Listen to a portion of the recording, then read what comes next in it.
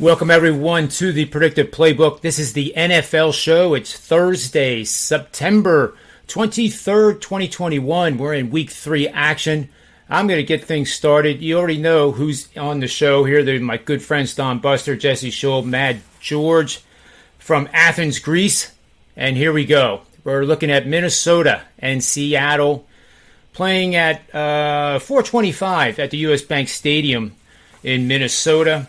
Vikings are off to an 0-2 start. Seahawks 1-1 so far in the early season. Seattle has won 6 straight games versus Minnesota.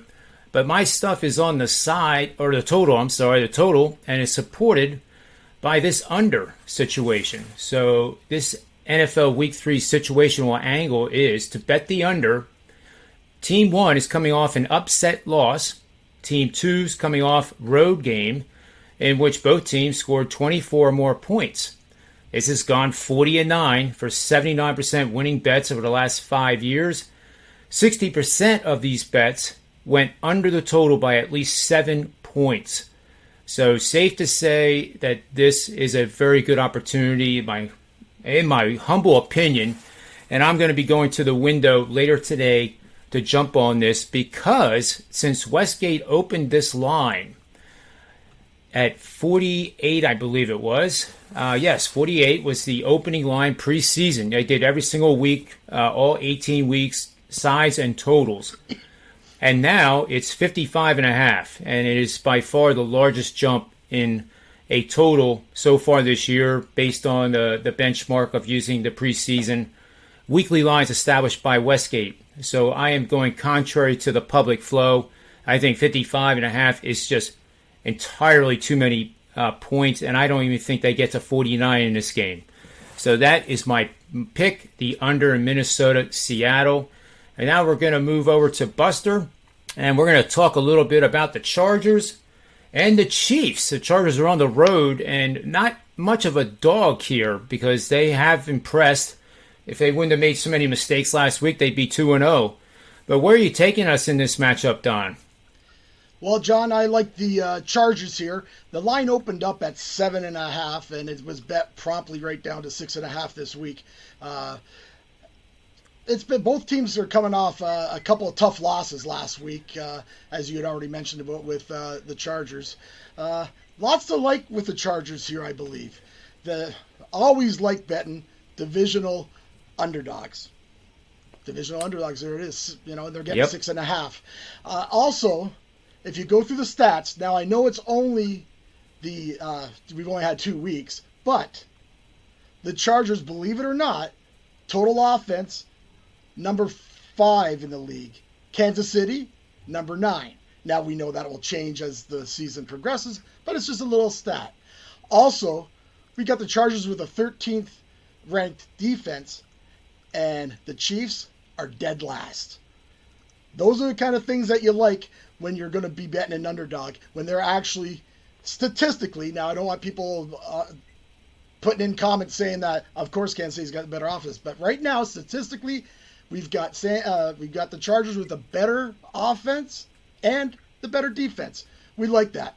Justin Herbert has to just manage this game, has to mix up the run and the pass, manage the game, and keep Mahomes off the field.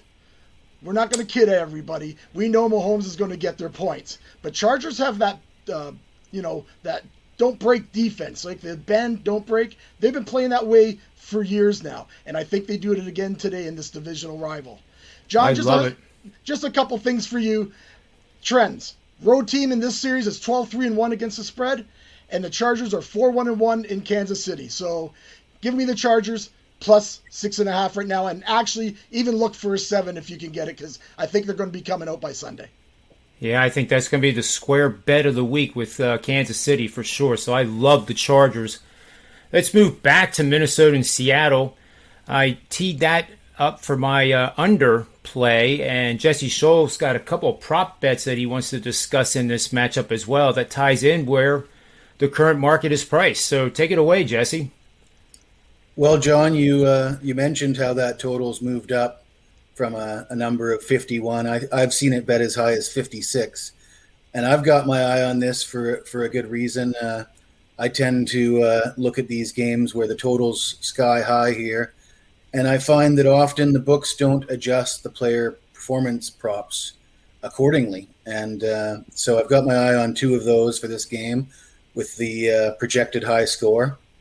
And my favorite is Kirk Cousins over under passing yards. I like Kirk Cousins to go over 276.5 passing yards for obvious reasons with a high total. And you're gonna need more yards, more scores. Additionally, Dalvin Cook comes in with an ankle injury, so we're not expecting him to carry as much of the workload here. I'll point out that Cousins averaged 267 yards a game last year, so we're only going 10 yards past his season average for last year. And this year he's averaging almost 300 yards a game. And I'll also point out that the Seattle defense allowed opposing quarterbacks to average 285 yards per game for the entire season last year. So given the high total, those averages, go with Cousins over 276 yards. And real quick, as long as you can get Chris Carson under 2-1 for an anytime touchdown, we'll take that as well. I love that pair of bets, too. That makes a lot of sense. Let's move to the last play here with Mad George. This is a great matchup. Dolphins-Raiders, 4:05 p.m. at Allegiant Stadium, which is just an incredible arena. It's a stadium. But anyway, Miami's won 7 of the last 8 games versus Las Vegas. This line before the season started at Westgate was the Raiders as a plus. I'm sorry, the Raiders were -1. And now the Raiders have really defied all logic of expectations, winning that game in Pittsburgh last week. That I don't think too many people saw that coming. And now the market has adjusted, and his question is whether the market is over-adjusted at 4.5 as a home favorite against these Dolphins, which the Dolphins are a very good team in their own right here in the AFC East. So I'm interested to know, George, where you're going to take us with this. So that's an interesting point you brought up. One of the reasons that I actually like the underdog in this game. I'll give you one reason.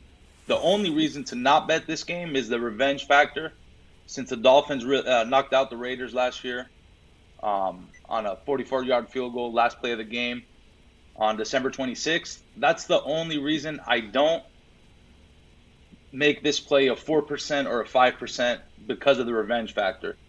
Other than that, I don't see Jacoby Brissett as a worse quarterback than Tua. I think he's a better game manager. I don't see any reason for the overreaction as far as the quarterback. On the other hand, Las Vegas has made 2 statement wins. I understand that. I believe the square side will be laying the 4 with the Raiders. And I do have one very interesting trend. The Dolphins are 4-0 against the spread in their last 4 games after scoring less than 15 points in the previous game. And they're 6-0 against the spread in their last 6 games following a straight-up loss. If that's not enough, how about 4-0 against the spread in their last 4 as a road underdog? Everything says Miami. Take the Fins +4. Good luck. Oh, I love it, guys. I love these quick-hitting segments. So let's summarize here. We have the under 55.5 from me in the Seattle-Minnesota matchup. We have Buster on the Chargers, and probably would sprinkle a little bit on the money line, I think, on that one too. Jesse Schultz back in the Minnesota-Seattle game with Kirk Cousins over the passing yards of 276. And as long as Carson, anytime touchdown is 2-1 or less, that's also going to be a prop bet for him. And lastly, Mad George is all over the Dolphins, and I like that play as well, and I think you sprinkle that too on the money line. So guys, thanks for your time. So on behalf of Mad George, Jesse Schule, Buster, myself, SportsMemo.com, WagerTalk.com, may all the wins be yours.